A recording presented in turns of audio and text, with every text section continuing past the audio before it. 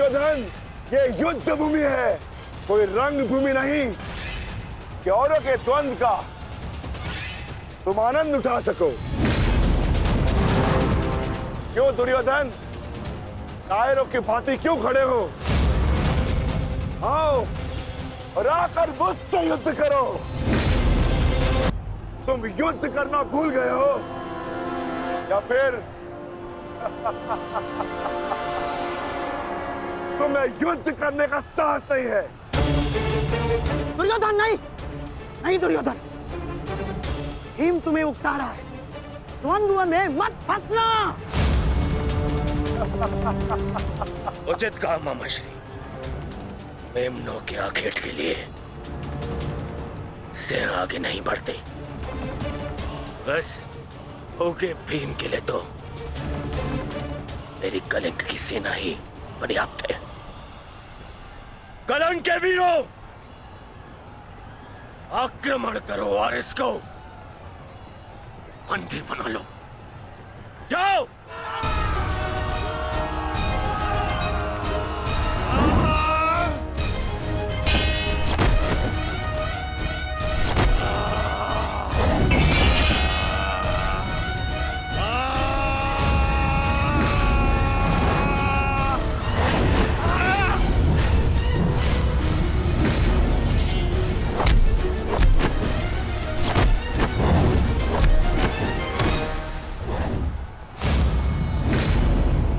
दुर्योधन, बस ये इतने से थे?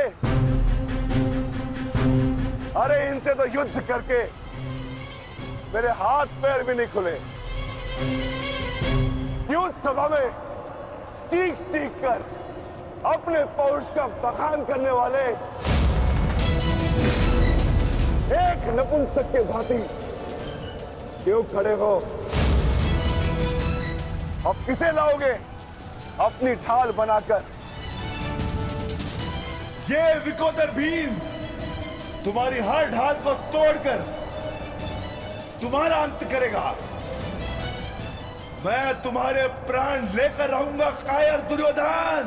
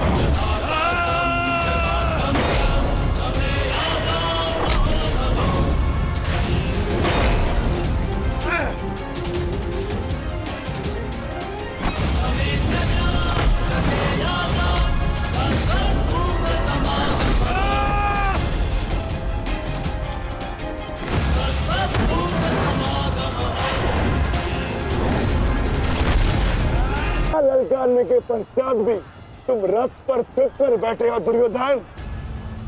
मैं भी कैसा मूर्ख हूं, एक नपुंसक के वध की प्रतिज्ञा कर बैठा। आज तुमने यह सिद्ध कर दिया कि तुम एक क्षत्रिय नहीं बल्कि एक बहुत हो गया। सावधान! क्रोध से भरे कुमार भीम अब युवराज दुर्योधन की ओर बढ़ रहे हैं महाराज। मेरा दुर्योधन किसी संकट में तो नहीं ना? कहीं ऐसा तो नहीं कि भीम युद्ध के दूसरे दिन ही पांडव पक्ष को जय श्री दिलवा दे?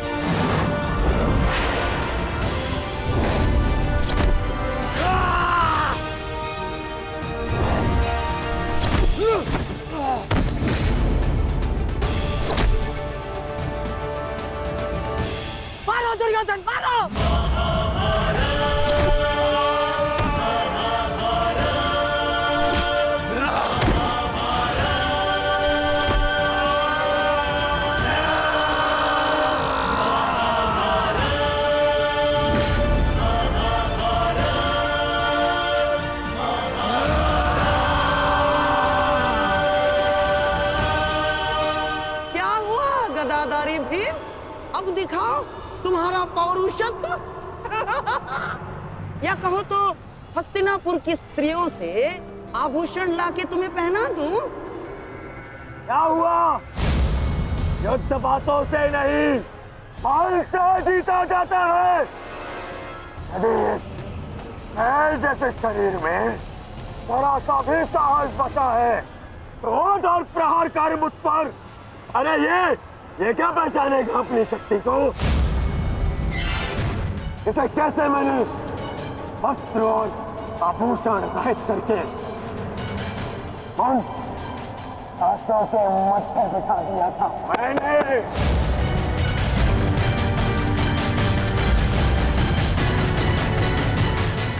कदाचित ये भी भूल गया है कि कैसे मैंने बलि सभा में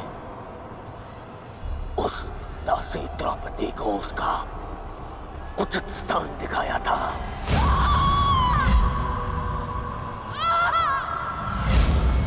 आओ दासी द्रौपदी, आकर मेरी गंगा में बैठो। आओ, वस्त्र हरण करो इस दासी का।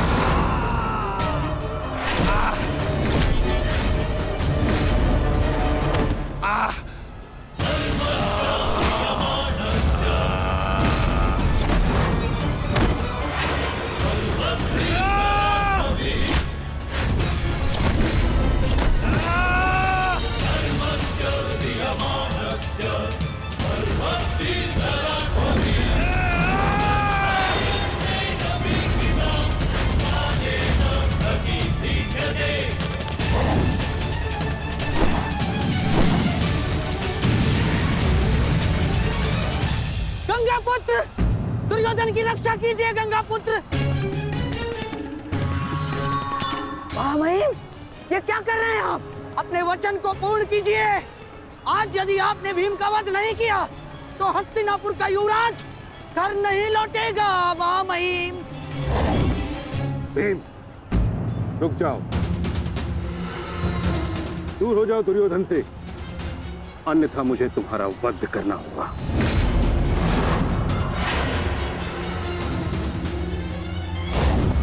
सावधान पितामह,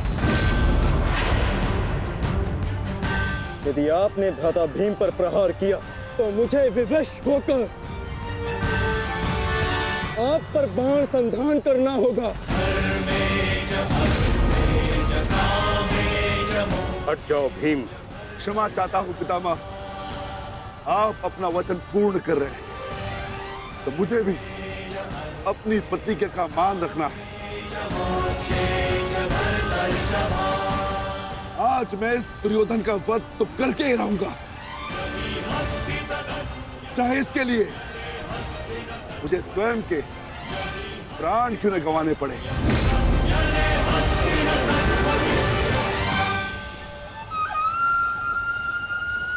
स्वयं के प्राण गंवा सकते हो भीम, परंतु क्या अपने दोनों भ्राताओं को इस आहुति में झोंक दोगे तुम? तुम्हारी इस भूल का फल नकुल और सहदेव को भुगतना होगा भीम। जरा देखो उधर।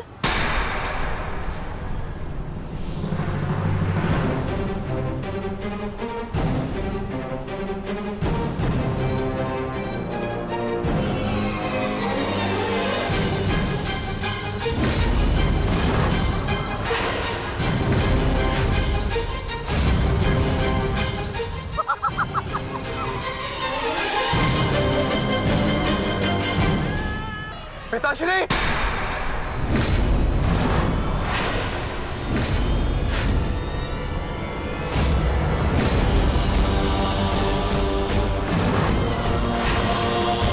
शस्त्र को नीचे करिए द्रोण। अन्यथा सदैव के लिए पुत्र से हाथ खो बैठोगे।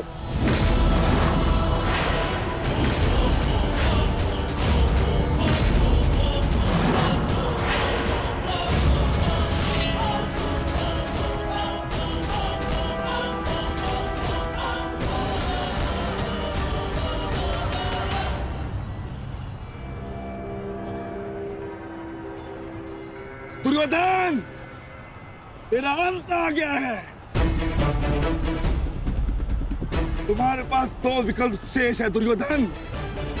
या तो देश युधिष्ठिर के समक्ष आत्मसमर्पण करो, अपनी सेना को पीछे हटने का आदेश दो, या फिर अपने प्राण यमराज को समर्पित करो।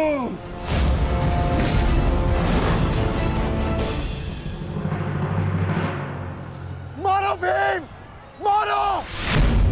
शीघ्रता करो भीम! इतनी भी क्या शीघ्रता है राजकुमार युधिष्ठिर?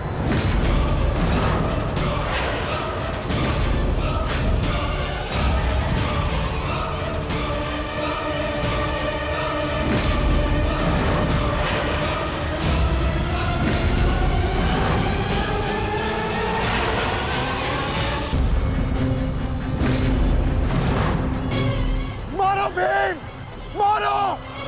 शीघ्रता करो भीम! इतनी भी क्या शीघ्रता है राजकुमार युधिष्ठिर?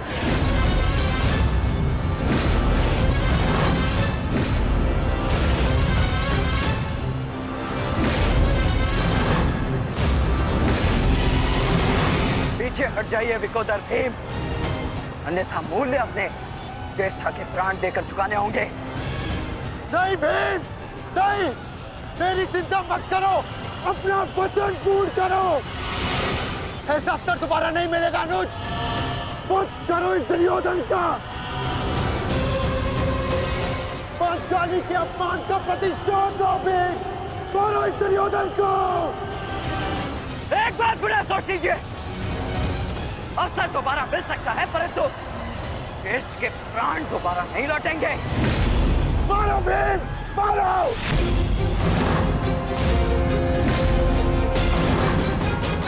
दुर्योधन!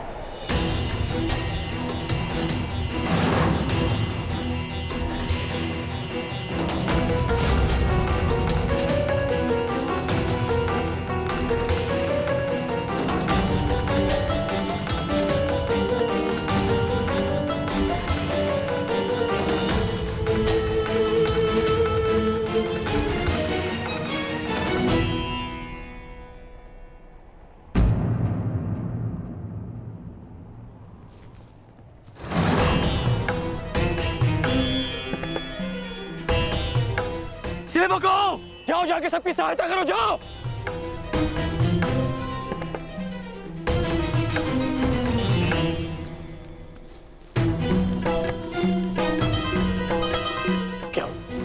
क्या हुआ?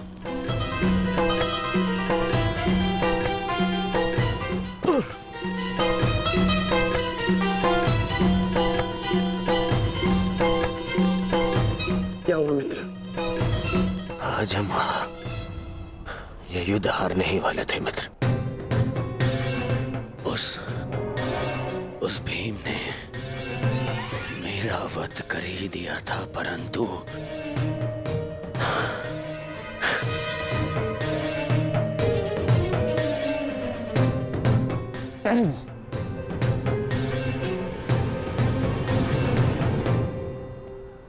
ठीक समय पर आकर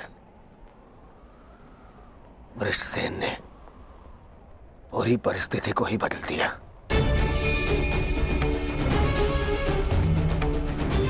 वीर वृषसेन ने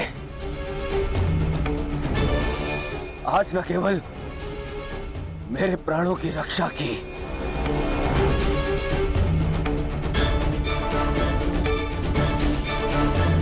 अभी तो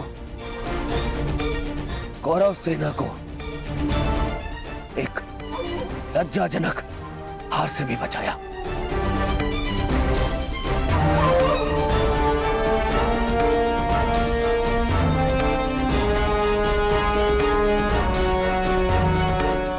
मैं गर्वित हूं तुम्हें अपनी सेना में पाकर पुत्र। गर्वित हूं मैं।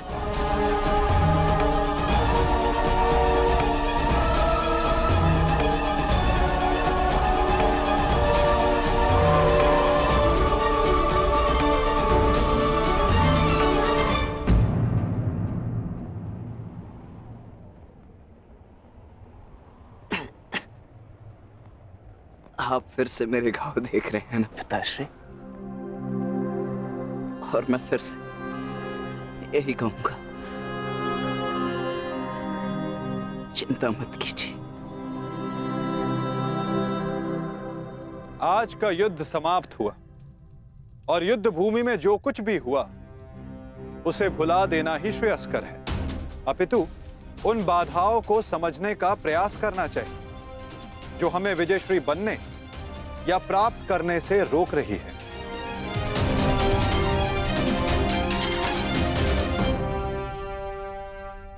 सबसे बड़ी बाधा तो वो कर्ण का पुत्र वृषसेन है। आज दूसरे दिन भी उसने दुर्योधन का अंत होने से बचा लिया। दुर्योधन के वध होने के पश्चात वृषसेन को अपने मार्ग से हटाना अति आवश्यक है। कुछ नहीं होगा आपके पुत्र को, और आपका पुत्र आपके मित्र को भी कुछ नहीं होने देगा।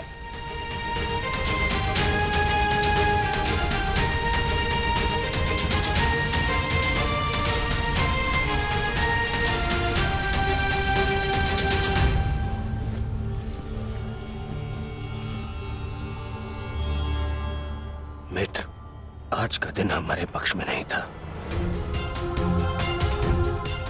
तुम हमारे साथ होते तो कदाचित ऐसा नहीं होता।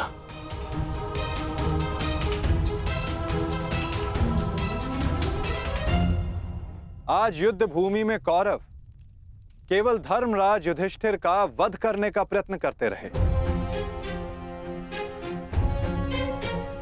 और कल हम दुर्योधन को अपना लक्ष्य बनाएंगे।